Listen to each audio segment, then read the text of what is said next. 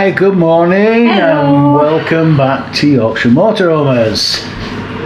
Today is the first day that we're going to do Tracey's cooking. And first of all, we'd like to thank Brenda Preston, who commented on our last vlog and suggested that we call this little series Tracey's Travelling Treats. We absolutely love that name, Brenda, so Thanks, we're Brenda. going to use that.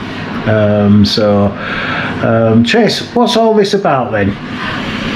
Well, it's about keeping the channel going, and we can't really do anything motorhome related, as we said, but we kind of can.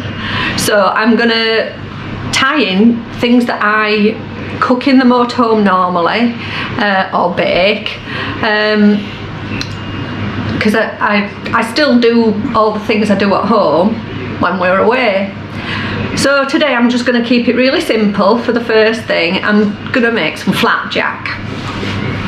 The flapjack I make is for Kevin mainly, although I would have to say I do eat some of it myself as well. But it's a good source of energy for Kevin before he goes on his cycling little trips. But we also eat it if we're going to go for a walk. It's a good source of energy whether you're walking, cycling, running, whatever sort of sport you do. So I'll show you how I make it. It's really, really simple. Okay? Right. So Here's the things I've prepared earlier, as they used to say on Blue Peter. So in a pan I have got my butter already melted out, weighed out, I apologise, which I need to now melt. That's the first thing I need to do. So I'll take it over to my cooker and just put it on a low heat. You don't want it on too high because otherwise it then will burn the butter.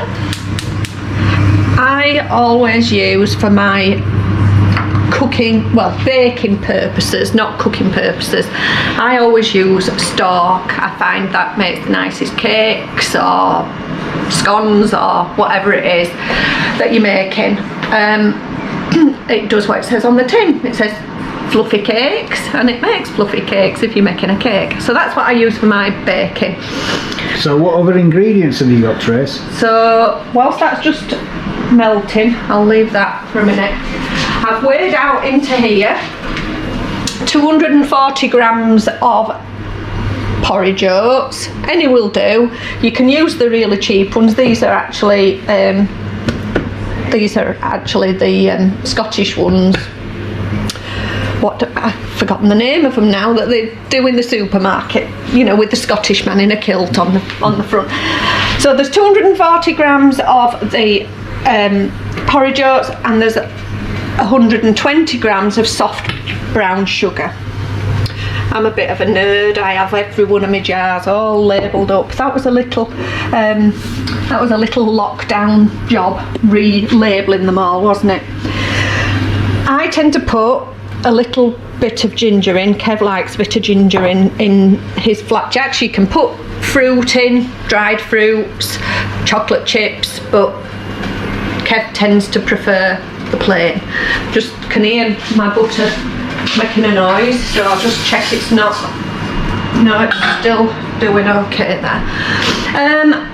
And golden syrup. So the ingredients are simple. They're all store cupboard things. You need an oblong cooking tray, like this one. Grease it well because it can stick a little bit.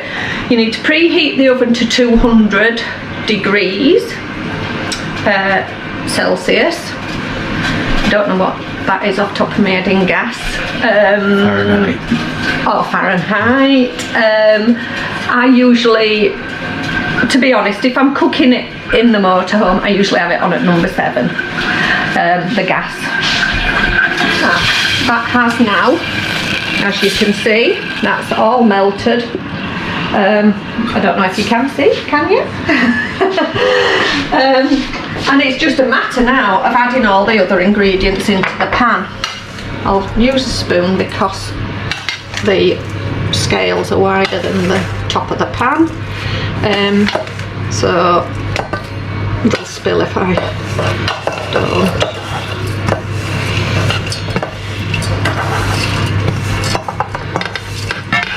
So this is what Tracey would prepare for me, maybe the day before.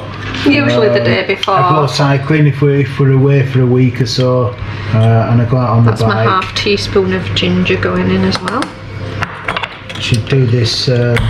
Should make this ready for me the day before. I would. And this is the golden syrup going in. I usually put 3 to 4 tablespoons. I know that not everybody uses. I find baking is a more precise science than cooking. So I find having the special little measures rather than a teaspoon. If it says a teaspoon in, or if you wanted to put a teaspoon in, everybody's teaspoons are a different size, so it's not always as straightforward. And that's it. We just now stir it all in. It does get quite sticky. Just make sure that that bit that was on the spoon, that we've got all of that stirred in as well. I try and minimise what I'm using, because obviously you don't want to be making loads of washing up when you're in a motorhome. As I said, at this stage, if you wanted to, you could put some chocolate chips or some dried fruit, but I'm not putting any in.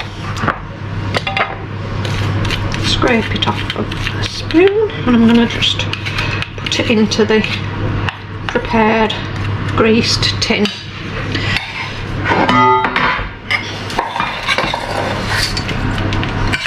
It's so easy, it's ridiculous, but so tasty. The good thing about making flapjack also is that it only takes 10 to 15 minutes. I find it does take that little bit longer in the motorhome than it does in the domestic oven. 10 or 12 minutes in the house would cook this. You need about 15 in your motorhome, caravan, campervan oven. That's it, that's all in, and I'm going to just bob it in the oven and put the timer on. Now, I'm pulling it back out the tin here. Right, that's going in the oven now. Just press it down before you put it in. And set the timer.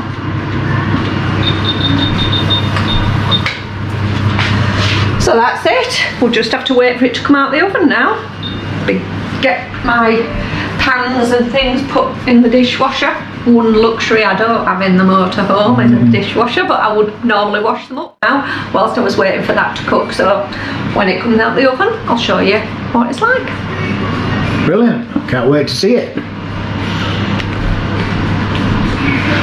So in the meanwhile, I'm just going to pop out to the motorhome and just check a couple of things in there. So while my flapjacks are in the oven, I will just take you along over to the motorhome. Right, let's just pop out to the motorhome quickly because it's throwing it down. Yeah.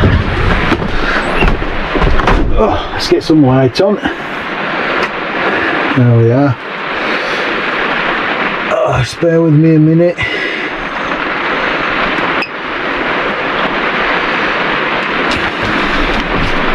It's been a while since we've been in here. I've forgotten where all the switches are.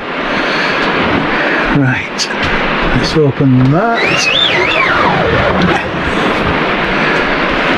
Right, what I've brought you in here for, what I want to show you,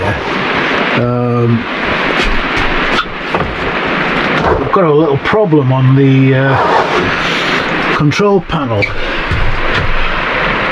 up here. Okay, I'll switch it on.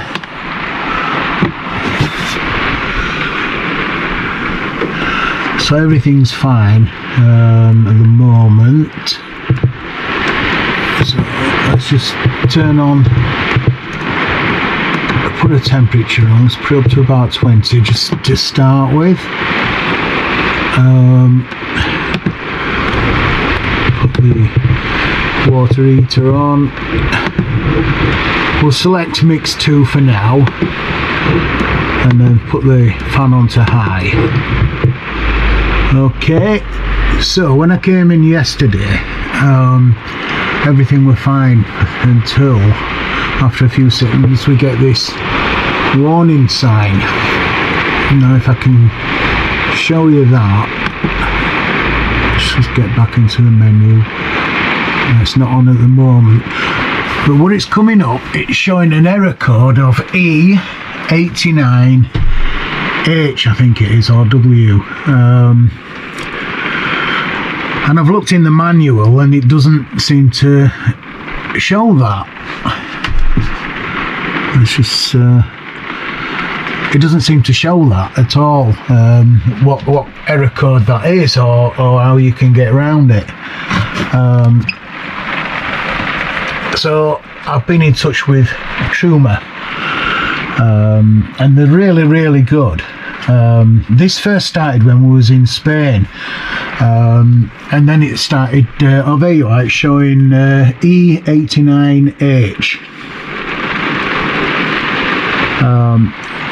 And then overnight it corrected itself, so I thought, oh, it's just a glitch.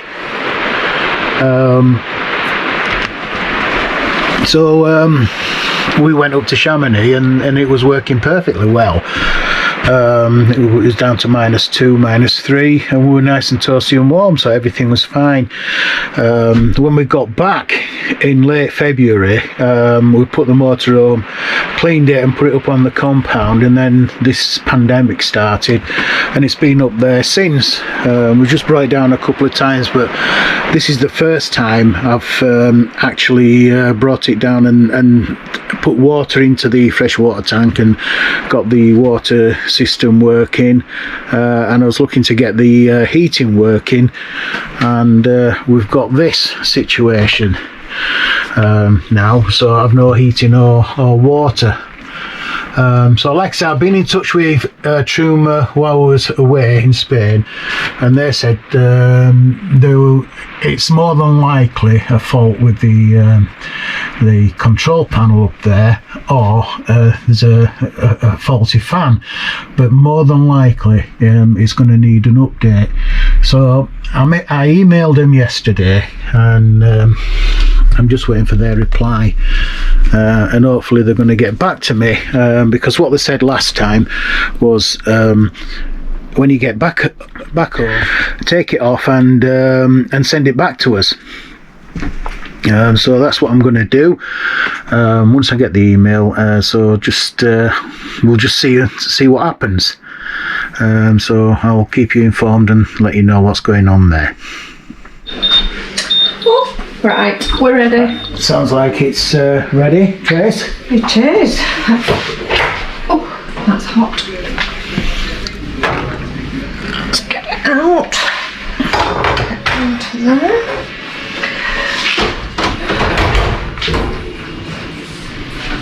So, when that's all golden and lovely, as you can see, when it comes out, it will still be, if you can see, a little bit sticky and soft. As it starts to cool, it'll harden up.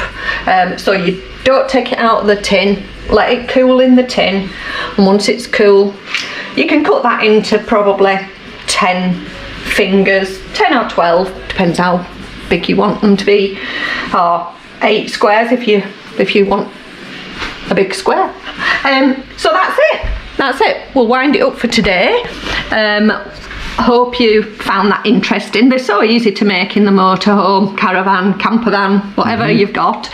And they're a nice little treat before you set off on your walk or cycle or whatever, as I said before. So that's the first instalment of It is. Tracey's travelling treats. Remember that. Yeah. What are you going to make next time, Trace? Right, well, when we were in Spain, we enjoyed the ablondigas, which are little meatballs, and I've recreated them myself whilst we were away. And so, to get a taste of holidays, because we can't go on holidays, I'm bringing the holiday to us tomorrow, and I'm going to make some Spanish meatballs and some patata bravas, and I might even throw some padron peppers in there. Sounds delicious. Yes, but So- it's all very simple, all very Brilliant. easy to make. Yeah, so we'll look forward to that tomorrow, and that'll go out probably the day after, something like that. So Yeah, because we won't be eating it till the evening, so you probably won't get a chance to put it out tomorrow, will you? So from Trace and myself, hope you're all keeping safe and well, and we'll see you on the next vlog. Bye. See you later.